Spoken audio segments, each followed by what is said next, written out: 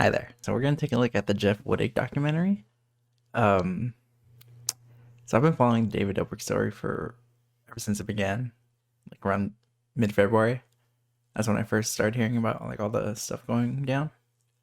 And then yeah, it's just been crazy to follow. And then like it's calmed down recently, but like with Jeff's documentary, things are like picking back up again. So it's been about like a week since he's posted the last one, Ep.1-4. That was 6 days ago. I've only seen one all the way through, and that was the after the accident one. I saw a little bit of the second one, like where he showed the accident. I saw some of that, but I haven't seen it all the way through. So we're just gonna take a look at it, see what's up. I never watched Jeff's YouTube channel before. Like I saw, like when did he start popping off? Like 2019. I saw like his videos like recommended to me, but like I just never clicked on them. They just didn't seem all that appealing to me, I guess. I don't know. I had nothing against Jeff, but I don't know, just wasn't for me. Okay, so here we go. Here we go. The reason I've been keeping all this stuff secret is not because I'm suing anybody. Legally, I can't get into what happened. My lawyers told me not to speak on it. China. It's not because I was covering for anybody or I signed an NDA. Crazy, we're both a little banged up. Hey, what happened to you? I fell off a building. They were all just jokes. I was in a skydiving accident. Chute didn't open. I was in a lot of pain, and that's how I choose to cope with my pain. I fell down off my balcony, 12 stories high. Yeah, how does that happen? I mean, everybody's different, but Shout out to Charlie, he's dope. if you think about it, we're all already dead. If you were a little better of a human, I would have given you one of my eyes. I wouldn't want your fat eye in my head. The reason this story's so long is because it's the only way I could tell it without feeling like a complete fucking idiot. Hey, Mom. Yeah. Oh, you're home? Yes. I came to New York. You did? I'll be home in 5 minutes. My mother was a secretary. She worked in the World Trade Center. She survived 9/11. Oh shit, really? That's crazy. She was a tough Italian woman. My mother, she actually cares for me, and she loves me, and she misses me, and that's why I'm surprising them. I'm gonna pop up and just be like, hey, Ma, I'm home. Whole year. Come over here and show the stupid tattoo. Let's compare them. You want to see my tattoo? Yeah. Look. My parents are still together to this day. The only thing they ever really fought about was money. They taught me at an early age I had to work. My father was a bus driver. I wasn't a bus driver. You drove a train. It's the same thing. It's like a Bronx Tale. I was going for a Bronx Tale. De Niro driving the bus. I just gotta say, I love their accents. The New York accent is great. I love it. Tells a kid don't hang out with those guys, go to school, do the right thing. That's what I was going for. I was trying to make you look like De Niro, but you blew it. You made me say whatever. My father was a hardworking guy. I appreciate the way he raised me, but I just knew I was never going to live like that. He was staying out like 4 or 5 o'clock in the morning. He'd come home. I went berserk. I started smashing stuff in his bedroom. And I grabbed his mattress. I dragged the mattress outside. I got the garden hose and I sprayed it. Let him go to sleep on this bed, soak him wet. No matter what I did, it never worked. This is a mafia-owned I love that accent, bro. I love it. deli. I used to come here as a kid. Now I'm a YouTuber out in Hollywood. Go in. When did I ever listen to the rules here? I used to go here, and now I'm a famous YouTube star from Hollywood. That's great. Is it cool to walk down there to my own? That's great. Get the fuck out. Absolutely not. Okay. Try to make a run for it, but they reach for their weapons. I was one of these kids with my bubble jacket, Jordans, walking home from school, little punk kid. My school was hell. I already had a job that I was making more money than the average person, probably $1,500 a week as a barber at 16. The whole cutting hair thing was something that came to me naturally. We're headed to the first barber shop I ever worked at. This is where I grew up. I'm nervous to go back here. This is like where I learned my sense of humor from these guys. They're all a bunch of fucking nut jobs, but it was like a family. My recklessness from I learned just cutting my own hair when I was like 13, and I would cut school and go hang out at the barber shop. I learned not only how to cut hair, I learned everything about the streets. There's no bullshit in a New York barbershop. Just had to work their asses off. There's only so high you can go as a barber before you hit a ceiling. Say you go to New York and you're looking to buy weed, you go to a barbershop. I was heavily invested in selling weed. When you get into millions of dollars worth of it, and then it becomes dangerous. I got in trouble a lot for that. I got arrested a lot and had a lot of hard life lessons. Well, I was worried about you because I thought you were going to get in trouble, honestly. You totally act on impulse, do crazy shit. It was from living with me for those 4 years. Yeah, this is our old house. I moved out at 17 and I moved in with him. We rented this house and we destroyed it. Side by side in the barbershop every day next to each other. Did stupid shit like hustle, sell drugs, go out to clubs, bars, race motorcycles. I always looked at you like just like a big brother, but a fuck up. But both of you were like mentors, you know? The angel and the devil. I spent more time with these guys growing up than I did with my own family because I worked in the barbershop 10, 15 hours a day. Along with the pills, it was just, pills were so easy. You can make like 15 grand a week, but I never got that far into it. I stopped. John shut me down. Remember that situation where I had the pills in the car? I had like 1,000 Roxys or something. John came right in my car. He grabbed the center console. He said, "What is this?" And he pulled out 1,000 pills in a bag. And he said, "I'm taking this. If you keep doing this, you're not working at the shop anymore." Goddamn. This is where I would get arrested. The precinct's right here. It's actually really interesting. I didn't want to watch this at first because, like, I didn't care about fucking Jeff. Like, I felt bad about his accident, but, like, I don't know. When did Dave start hanging out with Jeff? I just remember Jeff kind of popping in, and it was like, "Oh, this is my friend. He was arrested once." I don't know, whatever. But no, this is really, really well produced, and then his backstory is actually really interesting. Also, barbershops, like, barbers are pretty dope. Like, yeah, he said you hit a ceiling, but like the amount of like experience the amount of people you meet, like stuff like that. I don't know, just kind of intriguing. So every time I would get arrested, they would take me down here. It's fucking hell in there. It's so disgusting. Those little tiny cells are just so fucking old. Where did you see me going in the future? Jail, doing like a 10-year stretch for something reckless and stupid. We were at church and we come home and my son Steven goes, "Jeff got arrested." They weren't messing around. The judge was mad. The cop, he was fuming. It just makes you miserable here, right? It makes you angry. There's like no room for you to grow here. I could not find any motivation to do anything other than crime when I lived here. You had to get out of New York. The best advice I could have gave you was like, "Yo, get the fuck out of here." You had to leave. You had to go. There was no way that you were going to survive this. No way. I moved to Miami. I got myself working on music video sets and just stuff I could have never got to in my hometown.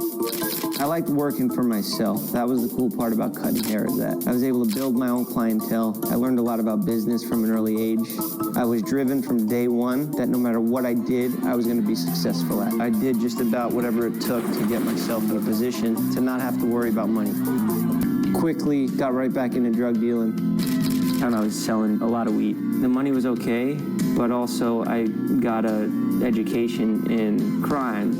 We handled life differently. We approached life differently from a younger age. We just went at everything head on like a bull. It's kind of a cycle here. I keep pushing, see how much I can get away with, push a little more, see how much I can get away with, and then boom, rock bottom. I was facing life in jail. I spent my 21st birthday in Miami-Dade County Jail, trafficking cocaine, OxyContin, weed. Sheesh. I had a casino in my Miami penthouse. I got handed a statement to write down who was involved, and I made a paper airplane out of it, and I kept my mouth shut. I was caught red-handed. Wait, and they have it in evidence what? bags in front of you. Miami-Dade County Jail, trafficking cocaine, OxyContin, weed. I had All that good shit. a casino in my Miami penthouse. I got handed a statement to write down who was involved, and I made a paper airplane out of it, and I kept my mouth shut. I was caught red-handed, and they have it in evidence bags in front of you. And I'm talking to my lawyer, and they're saying, like, we have a technicality here, like, you could get out because they didn't have a warrant to search your house. In Miami Beach PD, they did something crooked, and they came in with no warrant. But I was like, I'm fucking caught red-handed. Like, I'm fucked. 15 years that I was supposed to do was gone. I would still be in jail to this day, and now I was free to go. And they just said, pack up your shit. Shit, he got fucking lucky, bro. Holy shit. Damn. Fuck. You know, good for him, I guess. He's turned it around, from what it seems. I went to jail 5 times for the same thing, and then I get out and I do the same exact thing again. I moved out here to buy weed and mail it back to the barbershops in New York. I moved into 1600 Vine. I guess not. Where it just happened to be, coincidentally, the mecca for Viners. So how does it work? The first time you get some money from Vine, you come and get an apartment here? You have to, that's the rule. And that was where I had my trap house. We're standing outside of a place where Jeff conducts a lot of business illegally. No, I do not. And I met David, and then David was just infatuated with my past. Oh my fucking goodness! Where'd you get this shit from? Dude, Jeff got cash like this. That is... You should do that with your money. I don't sell drugs. Neither do I. Our first interaction. Oh, so he knew Jeff from like the very beginning. I started watching David like 2017, and I don't remember Jeff popping until like late 2018 or 2019. I also stopped watching David around 2019. Like once like Natalie got more involved because they were like trying to like do like a who's she gonna get with? I'm like, okay, like I don't fucking care. I just want to see you guys do dumb shit. But no, that's when I stopped watching. But that's also when Jeff became like a bigger part. Oh well. First interaction, I wasn't planning on vlogging with him. I was hanging out with Todd, and David showed up, and we got pulled over. We're about to get pulled over in 3, 2, 1. What are you doing? Oh, we got pulled over! At the time, I thought he was just like a jerky kid that's willing to put anything in a video, didn't care about other people. He said to me, why wouldn't you show this? This is real, this is you, this is what people will relate to. I let him put out my mugshot, and then I felt free. My own YouTube channel blew up, and now every single video I was posting was in the millions. You know who I think is great, and I think is a new genre? Jeff Wittek. Oh, the barbershop? You went on, right? Dude, it's such a good show. I feel like Jeff has merged what is effectively like conversation with actual like a YouTube format. It's refreshing. It's refreshing. When I first saw it, I really liked the format. You got that many people riding on you. You kind of get a sense that you have to one-up yourself every time. You got to come up with a new idea, and that idea has to be better than your last video that you did last week. And that video you did last week, you put every single thing you have in that last video. And now you got to top that, but this is maybe where we went wrong. Yeah, so like I knew his stuff was big, but I don't know, it just didn't appeal to me. Granted, I've always had like the same hairstyle. I always got like a buzz cut when I was younger, and then I just kind of like, my hair's a fucking bush. So I don't know. Plus I was never like, I was into style, but not like hairstyle and stuff. Can't really grow anything. I just want to go to Burning Man and suck my own dick. So this one I saw like the last 2 minutes of this one. Like once like the accident happened, I skipped over like the interviews because I didn't fucking care. But we're gonna watch it now. Let's go. It started off like any other year, but suddenly out of nowhere, the whole world got flipped upside down, and we were all forced to adapt. The pandemic had just started. All of us are kind of just sitting in the house. All of a sudden, we can't film anymore. We have a Vlog Squad group text, and David was sending in videos from this guy, Devin Supertramp. And that was going to be like the video to like come back and start posting again. There was a bunch of videos on YouTube. I never loved the idea of stunts. There's always a risk. You guys love the action. Jumping out of helicopters, slingshots, extremely dangerous stunts that stuntmen should be doing. The only thing different here was our crew was going to be doing the stunts. One of the stunts that was in the video required to jump out of an airplane, so I texted in the group chat. Right away, I'm down, Jeff's down, and then a couple days later, Natalie commits. You know what I was most excited for? Because he was going to give me the whole week off. So I was like, I don't have to do work. I don't have to listen to him for a whole week. And then I was like, you got to jump 25 times. Wait, why 25 times though? That's what I'm confused about. I guess I'll explain. To get your license. Oh, to get your license. And I was like, you got to jump 25 times to get your license. When I got the most comfortable, I was the least happy. I like the chaos. I like not knowing what I'm going to be doing next week. My life is finally going good.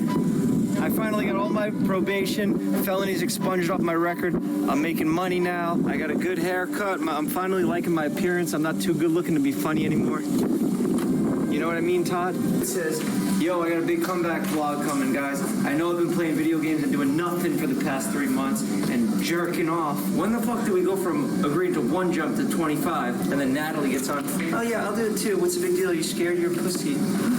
And now we're here. So David says jump, you say how many times?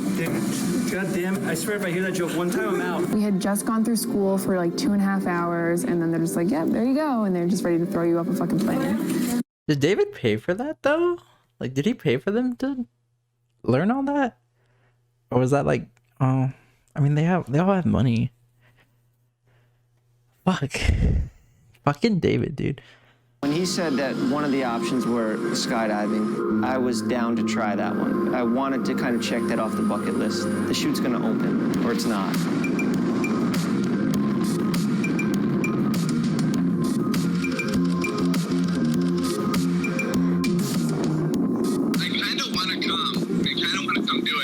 He's not even fucking there. What a fucking bitch, bro. Jesus Christ. Oh my god. Like, I know he never does his own stunts or anything, but come on, dude. Come on. You're gonna make them do all this for you? Oh my god. I don't know if, like, that's the right idea. Go play video games, you pussy. Okay, well, yeah, I have to play some Call of Duty. We went from no jumping at all to jumping out of a plane 6-7 times a day. The two biggest things I feared in life was heights and death. So I saw this as an opportunity to conquer my fears. I'm about to do my first jump. I was just informed that if I don't make this video, that all of my life savings will be taken by the bank. Jeez, what? I just want to be clear that this won't be coming out if I don't make it, because I don't want to make things personal with anybody around me. I don't want Nerf to get jealous because he's only getting a small piece of the pie here because he's bad with money. And I don't trust that guy. He fucking spent all the money on treats and toys. He's already got plenty. Probably the rest would go to my parents, more to my mother's side, because my dad probably take all the money to the racetrack and bet it on horses. And he's terrible at picking horses. Well, that's it. The rest of my money, Old Spice, go f*** yourselves. This is only going in if I don't make it. I've done it all now. I've made every mistake possible. Man, what a nice guy. So there's moments here where I'm so fucking stressed out throughout the day, but once you're done with those jumps, like, nothing fucking matters in the world. I don't give a fuck about Twitter, Snapchat. We're hopping out of a fucking plane. All I care about is opening up that chute. So we had to cut the trip short to go film the rest of the stunts in Utah for David's video. We're kind of on a high after jumping out of the plane so many times. You could just feel like they just got back from the Olympics. Like, these guys were like on another level. We were trying to film this epic vlog in a matter of like a week and a half. There was like a huge time crunch for us to get our jumps in and film everything that was involved. I had this really nice Mercedes touring van. We drove it and we met you guys in Utah. Everyone just got so fucking pumped because they're like, hell yeah, we're back, we're gonna vlog. Everybody was really excited to make something happen. I'm sitting there watching Todd wake surf for hours and he's doing great, but we're here trying to make a funny video. I just jumped out of a plane 20 times. What's the worst that could happen if I swing from a rope over a 1-foot deep lake? And yeah, I didn't know I was gonna go that fast. So I grabbed the fucking rope and I tried to make a goddamn funny video for people. But this is where I made a mistake. I forgot that the biggest fucking idiot I know was driving it. Okay, so this one I saw all the way through. I actually even commented on this one because I'll explain in the comment later. But Starbucks, some guy came up and goes, Oh shit. Oh shit.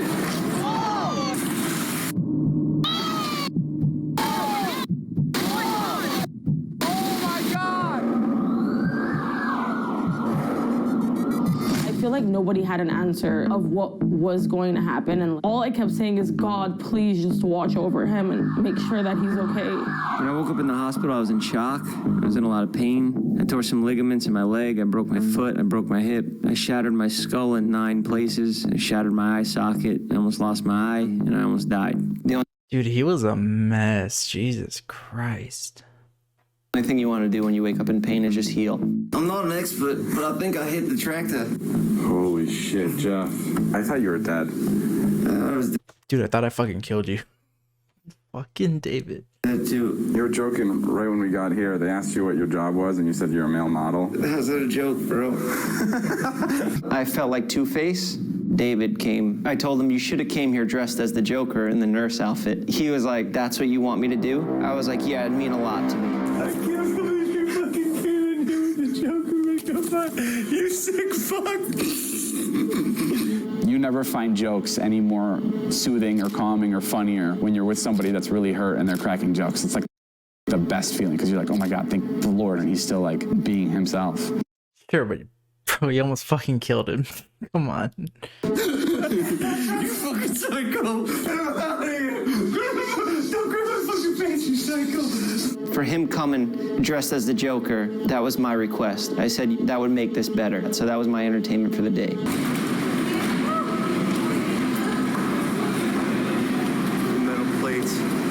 They held me up. This is the new normal for me. This is my life now. All right, we're here in Utah. It's about, 10 days since the accident? Yeah. And I'm getting my stitches out. And I'm get to see my hero, my doctor, Todd Cook. He's the man that put my face back together. Party's over. Feeling sorry for myself is over.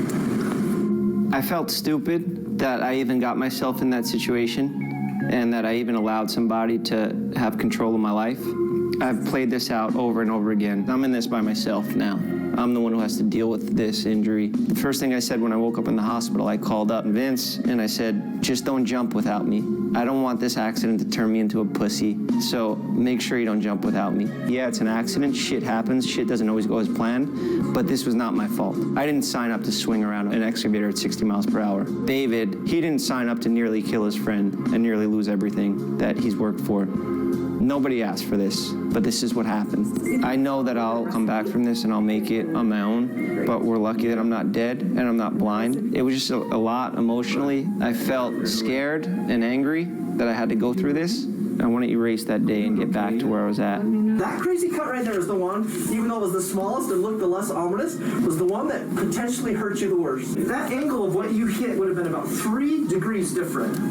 Or if that would have entered about 3 millimeters higher and been on the same angle, it would have cut your eye right now.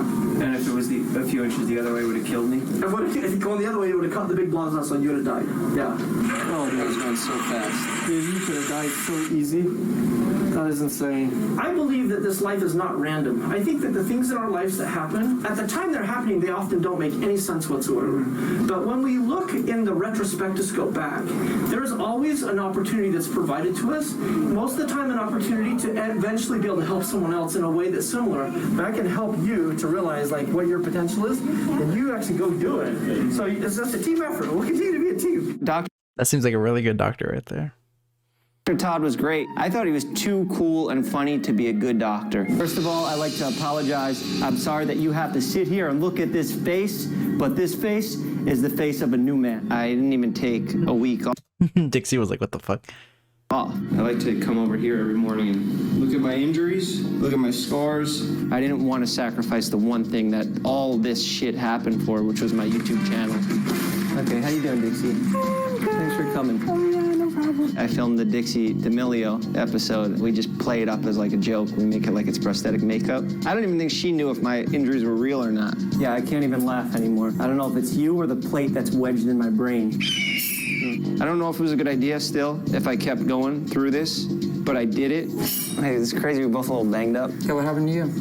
I fell off a building, and then I shot the Oliver Tree episode, and he didn't even know if my injuries were real or not either, and he crashed into me with this scooter. And he crashed into my fractured foot, and that was real. One of my favorite. That's. Oh man, that's messy. He should have at least like told him like, hey, I'm pretty banged up beforehand, maybe like off camera.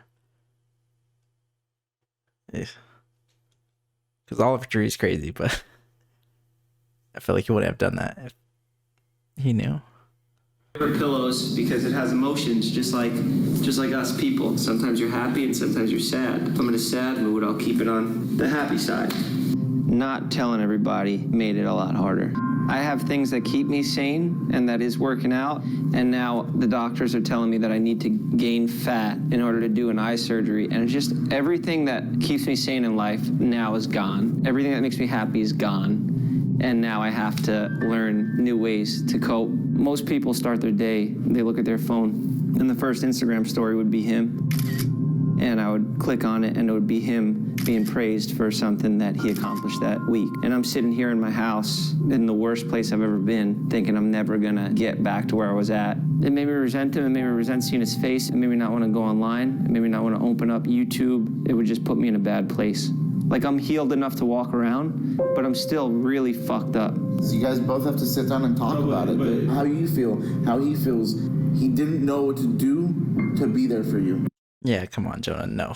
It's a bullshit excuse. He almost died, Jonah. All you had to do. Exactly. I shouldn't call him Jonah. Fuck. Nick. Was come check on me, talk to me man to man in person, and that's it. I can lie and say everything's fine. Yeah.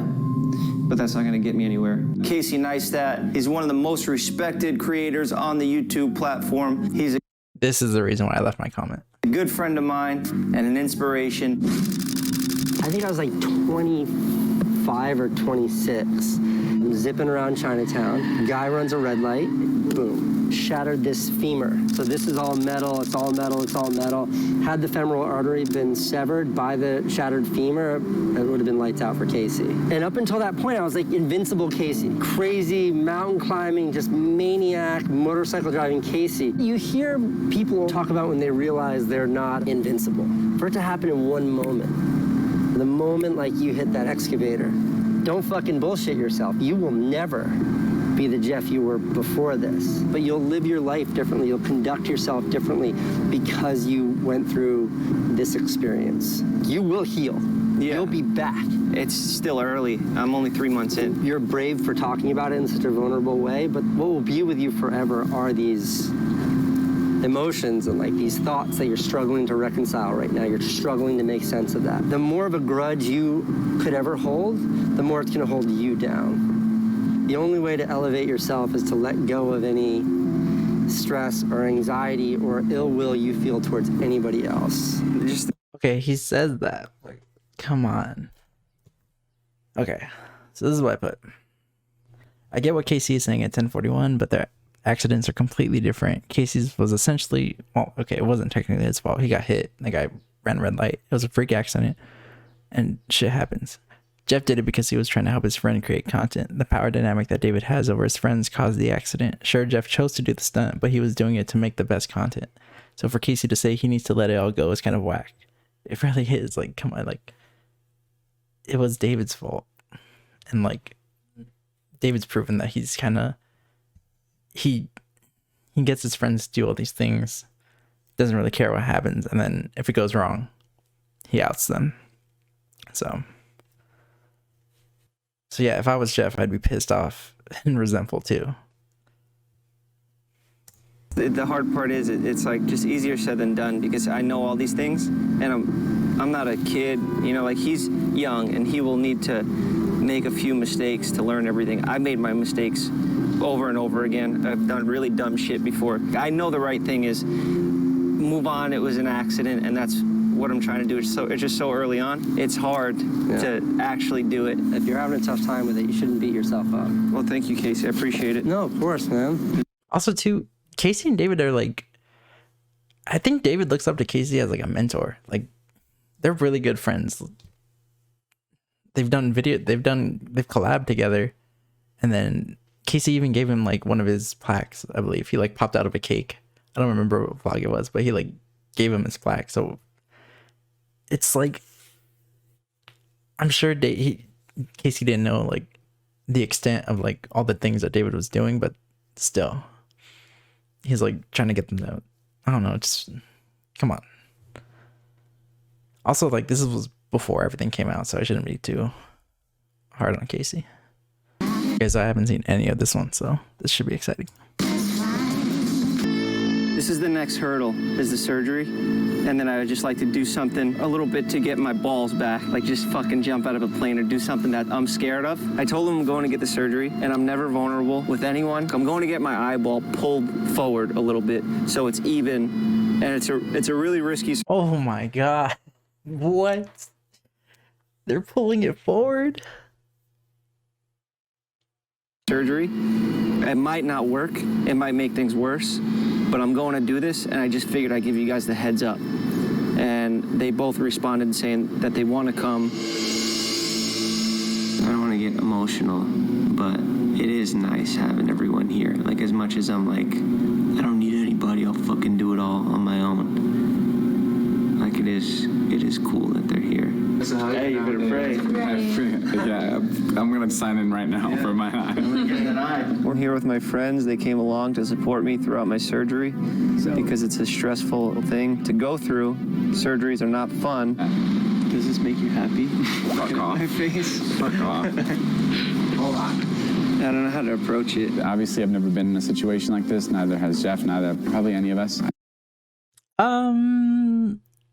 You almost killed Jonah, so I mean, this was just like the worst it's been on the Hannah situation, but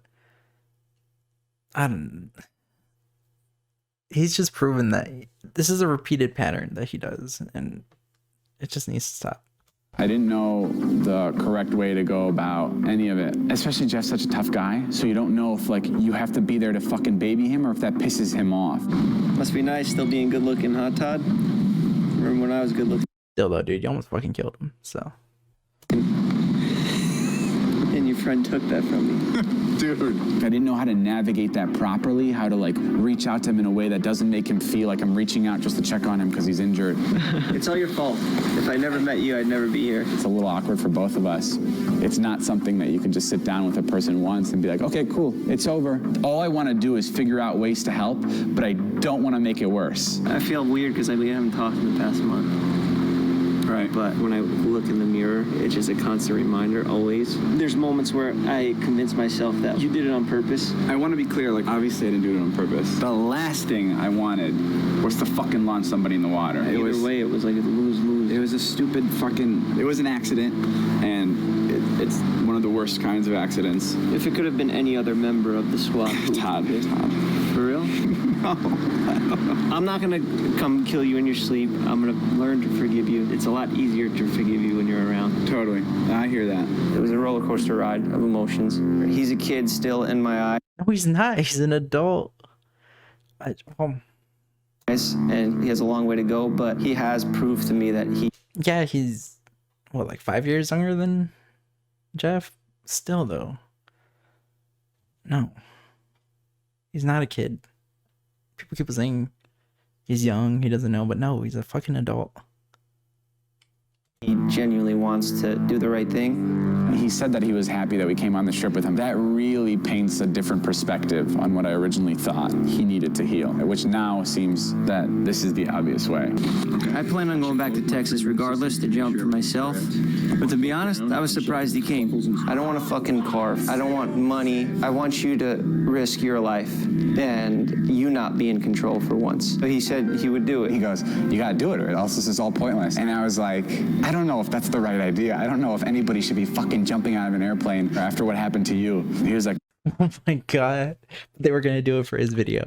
Get the fuck out of here. No, you gotta finish this. Like, let's make this a positive thing. I was like, okay, even though I'm gonna be a lot more careful with what the fuck happens this time. This story is about so much more than just getting hurt and overcoming it. I do believe everything happens for a reason. I don't regret going through this whole experience. I've been up and down so many times, nothing's really gonna break me now. This might be the best moment of my life right here. You go fuck yourself.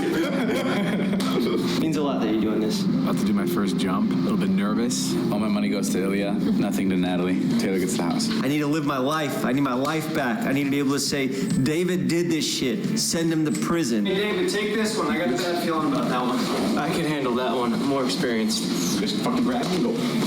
like that, and then I'm good, because I won't be able to go myself. I've been sending David pictures of an ice cream scooper and devices to gouge his eye out, just to let him fear losing his eye a little bit too. Seeing him scared and not in control was nice. Did it make everything better? No. But it made me feel good to see him go to that extent that he would risk his own life. And now he's doing his first jump. But I remember how I felt. This is fucking nuts. I'm jumping out of a plane by myself with nobody. So seeing him scared shitless, it was a really nice moment. Right before we were about to jump, I was like, hey, if there's anything you want to tell me, now's the time. He was like, what are you talking about? I was like, you're gay, right? And he was like, yeah, I like boys. I think he was kidding, but I don't know.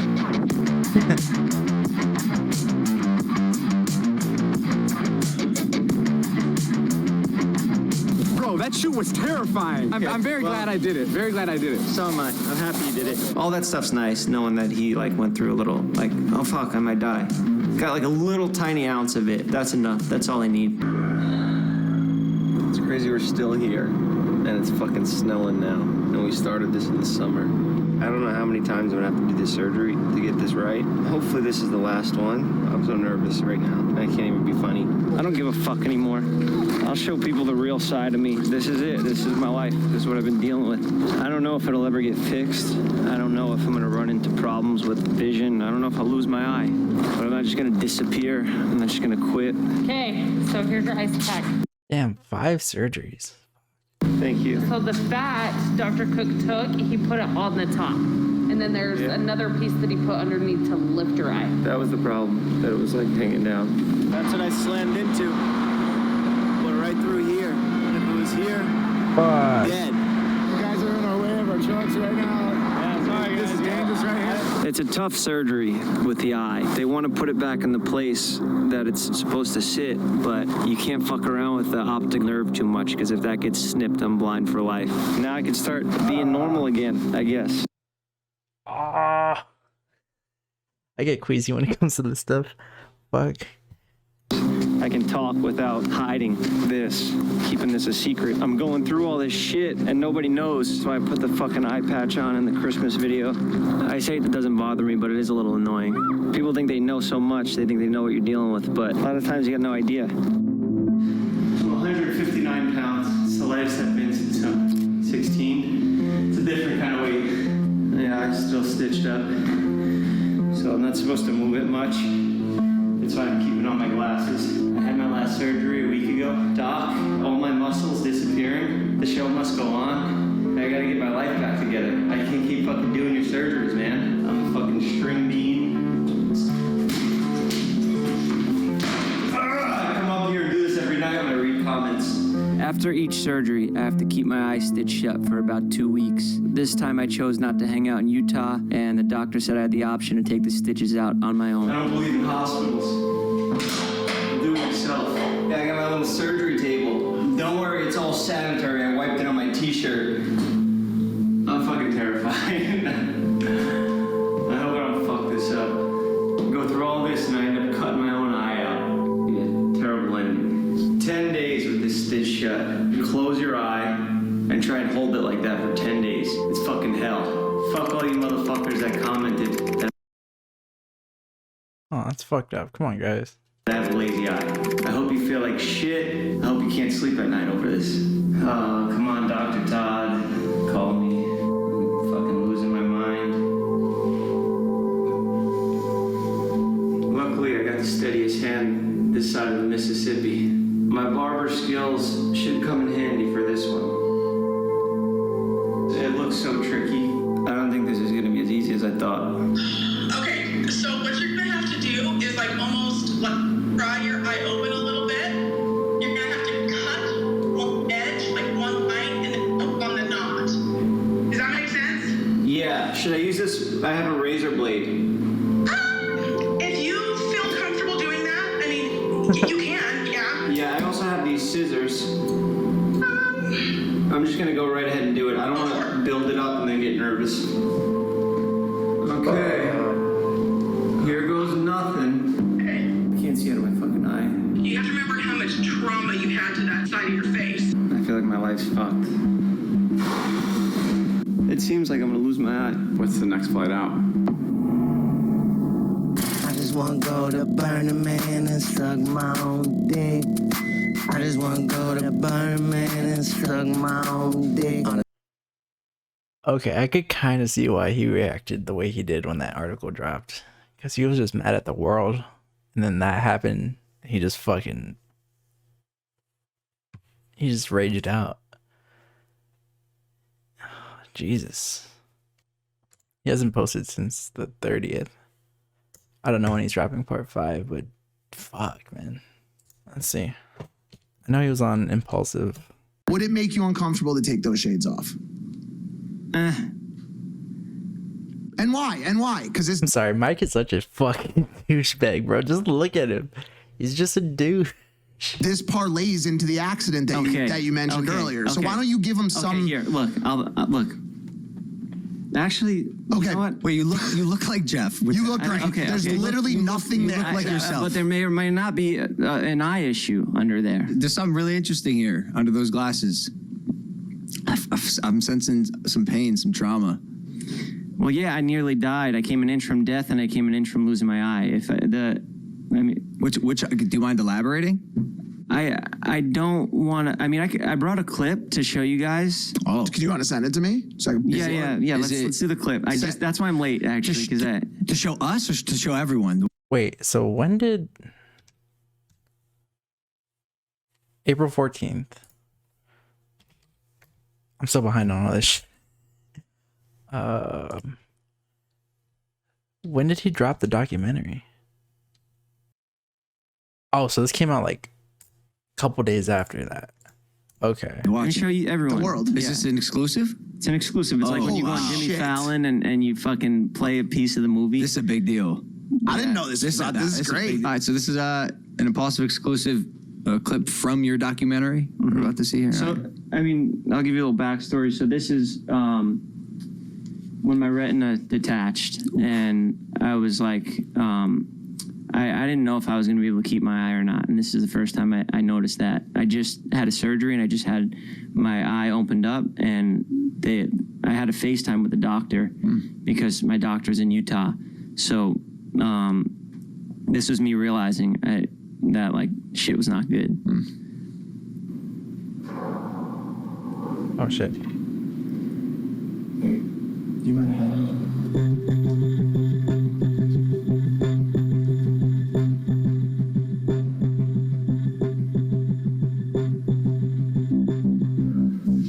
So this is after part. This is gonna be part of the next one, I think. I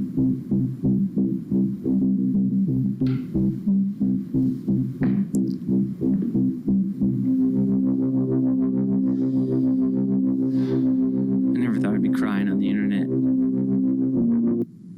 Damn, that's a dark piece. Like is that the vibe of the whole doc? Like No.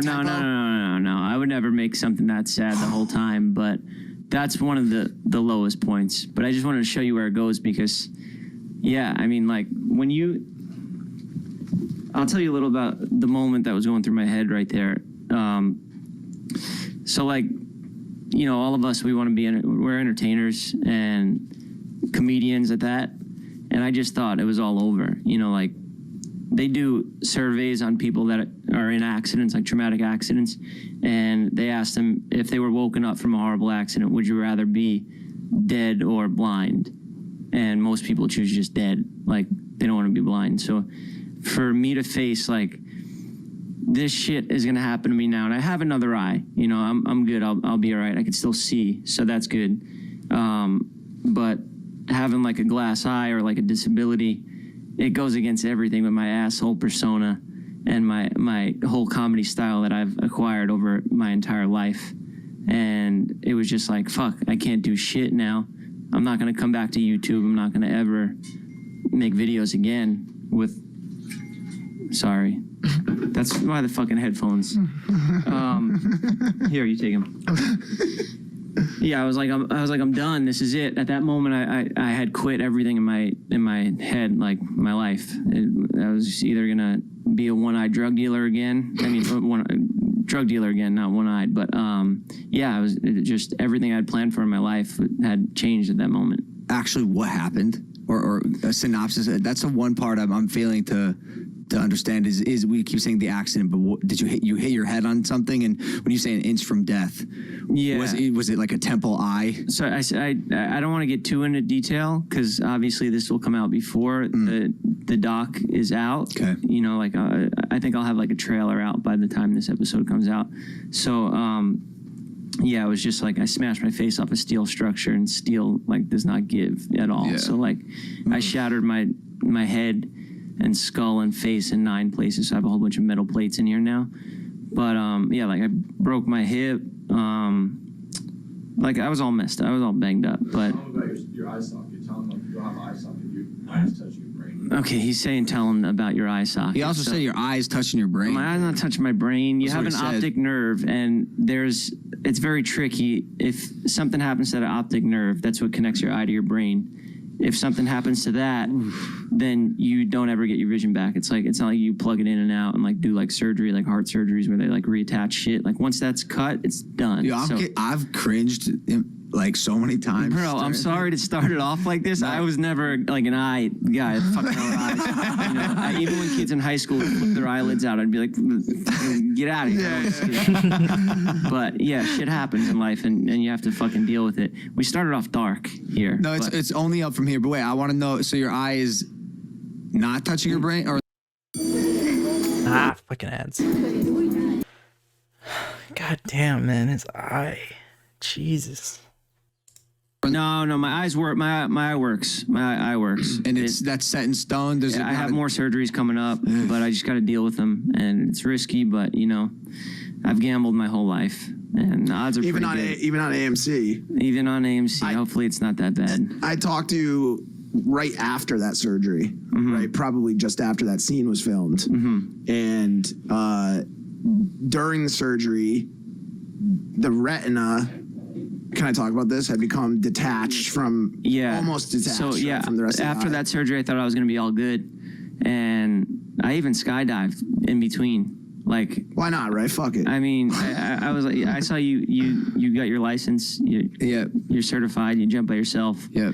So I was doing that, and I was going to text you about that, but then like right after I got in the accident. But so after the accident, I didn't want to let this turned me into a pussy, like, you know, because sometimes like you know something happens, like if you're a fighter and you get like knocked out, like then like you're hesitant to fight. However, so I immediately, like as soon as the doctor cleared me, I went back to skydiving. I was like, fuck it, I gotta jump out of a plane and just face my fears again and not let this shit set me back too much. And I did that, and then like I don't think that didn't have anything to do with the retina getting detached. So since I broke my eye socket, I had a full orbital blowout. It's a common injury in like fighting. You get rocked, like your orbital breaks.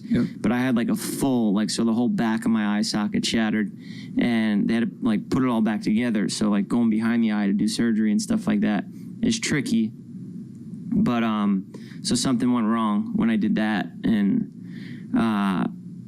yeah, that. I didn't find out that the retina was detached until the stitches came out, because your eye has to stay stitched shut for 2 weeks. 2 weeks? So I had it stitched shut for 2 weeks, and then, then I opened it.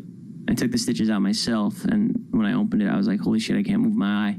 Like, what's going on? And I called the doctor, and he was like, you need to get back here right away. It's my vision that is fucked up. I have double vision, so like, I called the doctor, and he was like, I took the stitches out myself, and when I opened it, I was like, holy shit, I can't move my eye. Like, what's going on? And I called the doctor, and he was like, you need to get back here right away. Fuck, man, Jesus. It's my vision that is fucked up. I have double vision, so like, that's what, like... So you actually see it differently than other people see it. Got it. Yeah. What do you mean you have double vision? Like, if I look over at you guys from here, there's 4 people here. Well, there actually are. There's 4 of us over here right now. There are 4 people on this set, Jeff. No, on this side. On this side. Yes. Oh. On this side. Yeah. No, but from this angle, like if I look with this eye, I see just one George. So got it. This is. I did take a little acid before I came here too, so please don't tell me things like that. Good. I'm sensing some trauma. No shit, Logan, you almost died. Yeah. Jesus. What's that relationship like now with David? With David? Yeah. You guys still cool or talking or? Yeah, I don't know. We're cool, of course. I think everyone's wondering, like, yeah, that's where I was going with it. The entire vlog squad. It's because COVID put a bit of a stick in the spokes. I think. Yeah. Because of the gathering. Stick in the spokes. I've never heard that before. I always kind of did my own thing, you know. I came in late, like I wasn't like an original vlog squad member. I like David had curated that whole crew before I even was around. I kind of just popped in at the end. But yeah, I took Jonah with me, and Jonah was my sidekick on the barbershop show. Yo, he's great. Hilarious. I love that. Put him in a box while I was there, inside a soundproof. Oh yeah, airproof yeah, that's box. right. Yeah, because he doesn't know when to stop talking. He keeps cutting me off. You know what I'm talking about. You made that joke. Yeah, yeah.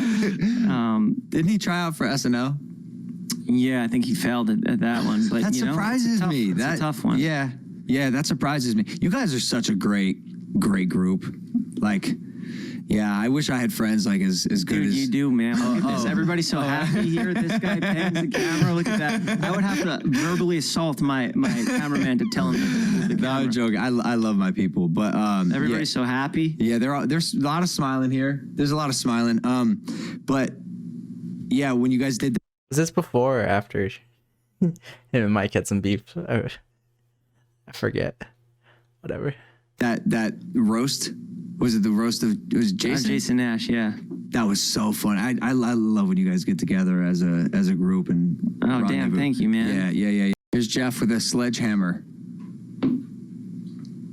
That's it. That's the barbershop. Well, it's ripped down. Yeah. That was the barbershop. Yeah, that was the barbershop. It had to get ripped down because Jonah wanted me out. He was done. And like we said with the privacy thing, you know.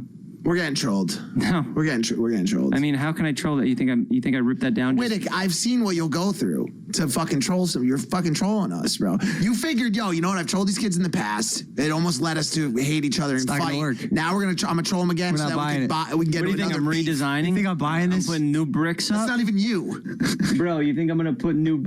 I'm sad because all the nostalgia's gone. But I need a change. I need a new show, and that's Jeff FM.